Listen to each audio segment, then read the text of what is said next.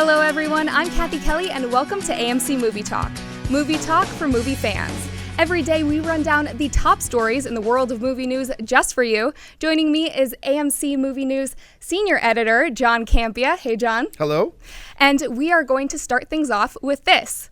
We've known for some time that 20th Century Fox was planning on rebooting the Fantastic Four franchise with a new cast and new director, and it appears they've now got everything put in motion as it was announced that the new Fantastic Four has an official release date. You'll be able to catch the new version of the Fantastic Four in AMC theaters everywhere on March 6th, 2015. So John, are audiences ready for the new Fantastic Four?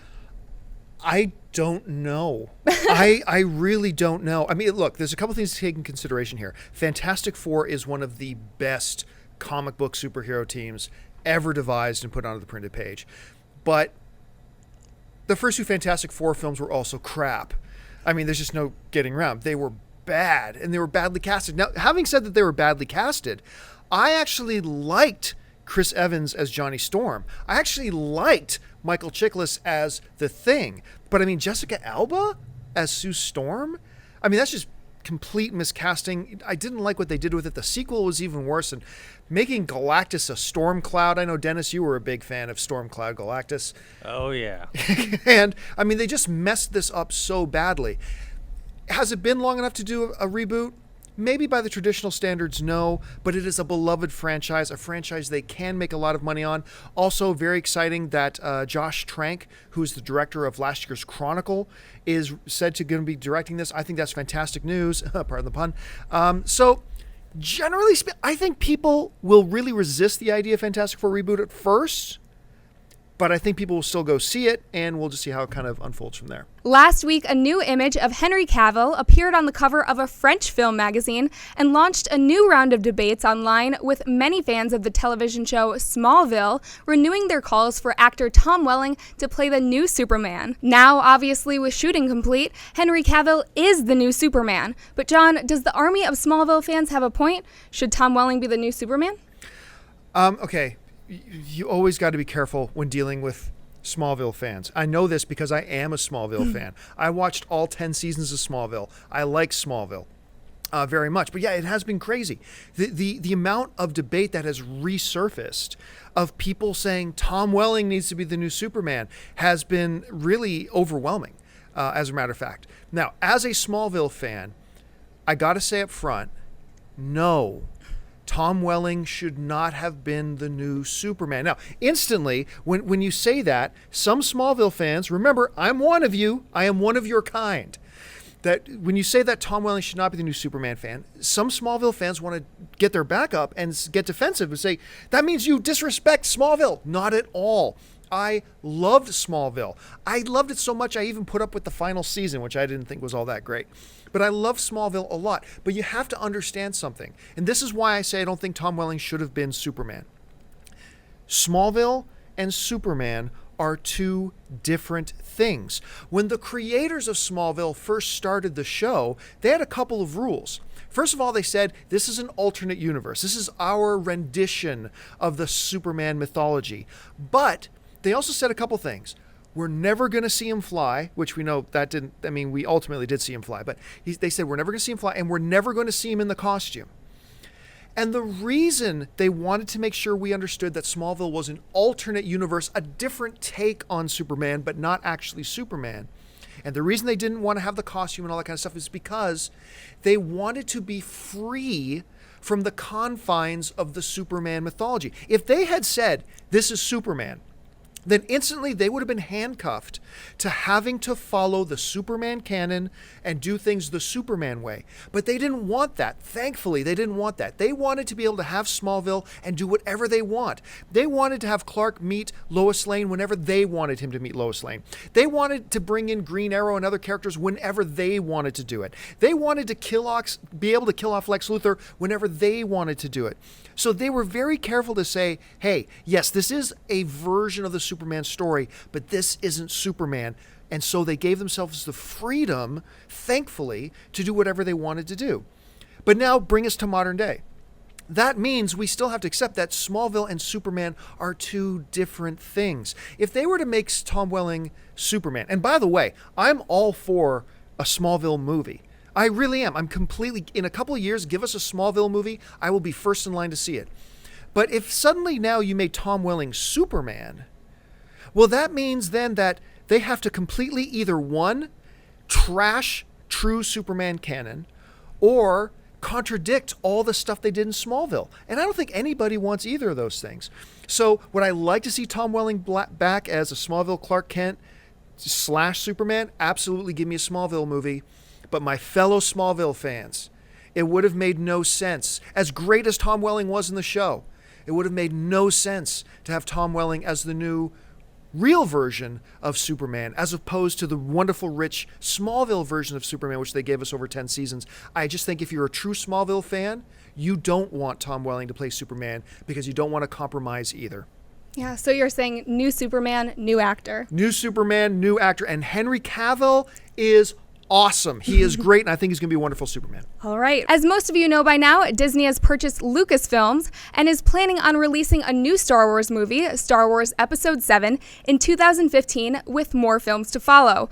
No one really seems more excited by the news than Samuel L. Jackson, who really wants to be in the film. In a recent interview, Jackson said this: "I'm not surprised, but totally geeked out by the idea of there being more Star Wars." Jackson told E! News, "Obi-Wan was dead when Episode 4 started, so maybe everyone thinks I'm dead, and we'll find out what happened to Mace Windu. I can come back as a one-armed or a one-handed Jedi that's still around that didn't actually die. I could do that, or be a ghost hologram. I don't care, I just want to be associated with the franchise." So John, is there any chance we could see Jackson in this new Star Wars film? None. There is no chance we're going to see Samuel Jackson back. And look, I'm one of those guys who I had my doubts, but I actually kind of like Samuel Jackson as Mace Windu, especially in the second film when he's like, they're in the arena and he jumps off the balcony down into the arena and his lightsaber's out. He looked pretty badass. So I actually did not, as much as I didn't really like the prequel Star Wars, I actually didn't mind Samuel Jackson as Mace Windu, surprisingly. But that being said, most Star Wars fans did not like the prequels. I am a lifelong Star. Actually, Kathy and you and I were just talking. Yep. I was just telling you that my first childhood memory, my earliest memory of my life, it was my mom taking me to see the first Star Wars. I can recite every word of every. I challenge anybody out there to a Star Wars trivia match. I will kill you in it. I'm that much of a Star Wars fanatic. But that being said, I did not like the prequels. And I think most Star Wars fans didn't like the prequels. And I think if for no other reason, I don't think we'll see Samuel Jackson back because I think Disney will not want to associate this new Star Wars Episode 7 with the prequels. I think they're going to want to put some distance between the new Star Wars and the prequels. I think people are hoping that Star Wars will return to glory and not remember the prequels. But Dennis, I mean, you're a big Star Wars fan like me. Would you like to see Samuel Jackson back? Do you think this is a possibility?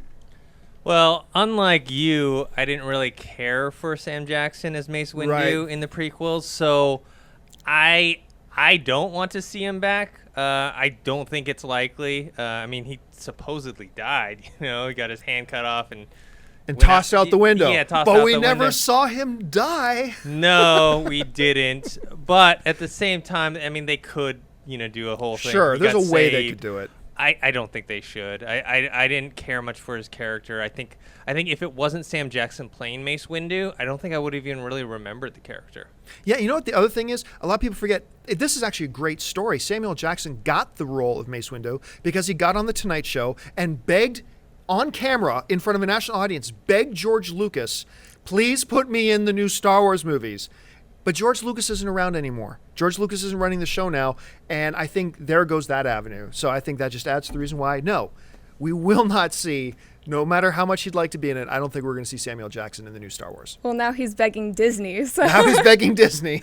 The sequel to The Amazing Spider-Man opens in AMC theaters everywhere on May 2nd, 2014, and shooting begins in the coming months. We've recently learned a lot of the casting news from the film, as Andrew Garfield and Emma Stone are going to be joined by Jamie Foxx playing Electro, Shailene Woodley as Mary Jane, and Dane DeHaan as Harry Osborn. Well, you can add one more name to the list. Martin Sheen, who played Uncle Ben in the first film, has just confirmed that he's returning for the second film. So does this come as a surprise? It might. It depends on what they're doing with Uncle Ben. I mean, look, it makes sense to hear Martin Sheen's coming back, and instantly we think flashbacks. We're going to see Peter Parker thinking back to life lessons he got from his uncle. That makes sense. But that being said, Mark Webb has told us and shown us that this is a new Spider-Man. This is a different Spider-Man. Does this open the door for zombie Uncle Ben? Well, maybe not zombie Uncle Ben, but the return of Uncle Ben? I don't know. See, here's the thing. What makes most sense and what will probably happen is we're talking about flashbacks. That is probably what's going to happen. I am simply at a point where I'm not going to put anything by Mark Webb. I love The Amazing Spider-Man. I still think you're out of your mind if you didn't like The Amazing Spider-Man. I thought that was a terrific film. And Mark Webb, who knows? I mean, look, we're talking about a lot of science. In the last one, we're talking about drugs that regenerate an entire arm. Does somebody bring back zombie Uncle Ben? Probably not. I'm not saying that they will. I'm not even guessing that they will, but I'm not going to follow or shock if they are. So is it surprising? No, because it's probably flashbacks. But could it mean something surprising? Maybe. I don't know if he's coming back. But speaking of another franchise, last week the new James Bond film Skyfall became the highest grossing Bond film of all time. This weekend, the movie reclaimed the #1 spot at the box office and passed Spider-Man 3 to become the highest grossing movie of all time for Sony Pictures. Spider-Man 3 previously held that record with $890 million, and now Skyfall has passed it with a total of $918 million worldwide. Does this surprise you at all? Honestly, yes, it really does. And the reason it surprises me is because we are coming off of by its standards, a bad Bond film with Quantum of Solace. Most people generally agree that Quantum of Solace was a bit of a letdown. And so when you come off a letdown film, you kind of anticipate that the reaction will not be so good. But what did we get instead? We got a lot of anticipation. It almost worked in reverse. It's almost like the fact that Quantum of Solace was a bit of a disappointment made people all the hungrier for a really good Bond film. Look, I've said this before. I will say it again. This is the best James Bond we have ever had. Daniel Craig is the best Bond we've ever had. I believe that wholeheartedly. And I think Skyfall just proves that even more. So I think people with the weakness of Quantum of Solace got all the more hungry for a good one. And when Skyfall gave us a good one, we ate it up as audience members. People have gone back to see it 2 or 3 times. I know, Dennis, you've seen it a couple of times. Yep.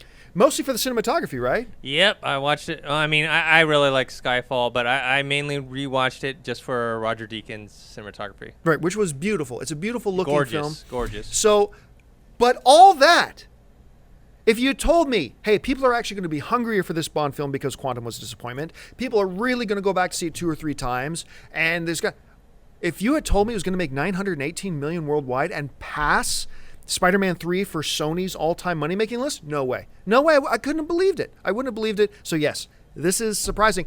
And folks, it's still in theaters. It's #1 at the box office again. Like Kathy, you just said, go out and see it at AMC theaters. It's still there. Yeah, close to $1 billion film. That's Crazy. Impressive.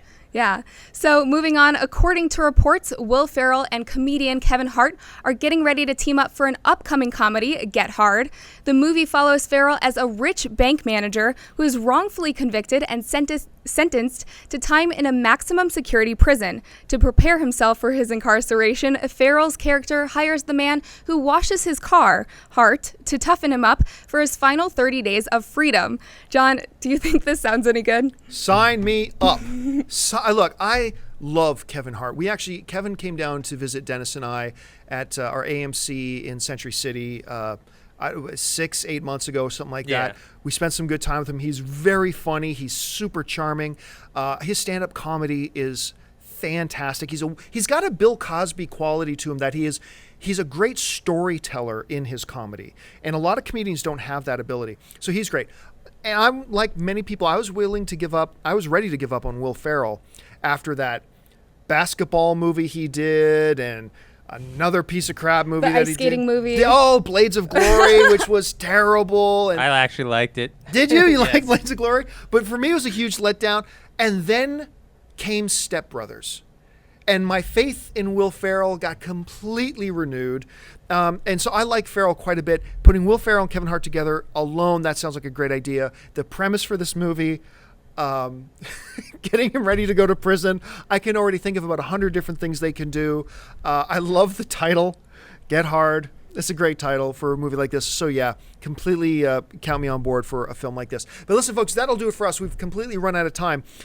But we want to remind you, before we do anything else, before you do anything else, stop what you're doing and click the subscribe button. You can follow us on our YouTube channel, our amctheaters.com YouTube channel, which is right here. Just click subscribe. It's totally free, and that'll keep you up to date on everything going on in the world of movie news, our editorials, and of course, our daily AMC movie talk show. Also, don't forget to go on over and follow us on Twitter at twitter.com/AMCtheaters. Like us on Facebook. Almost 4 million people already have. Go to facebook.com/AMCtheaters. I want to thank Kathy for joining us. Thanks, Thank you so Kathy. much for having me. Mr. Dennis Zen.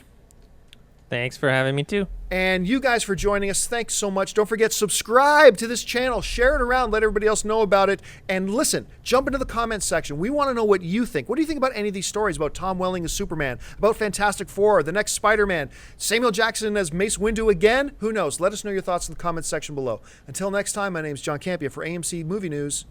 Bye-bye.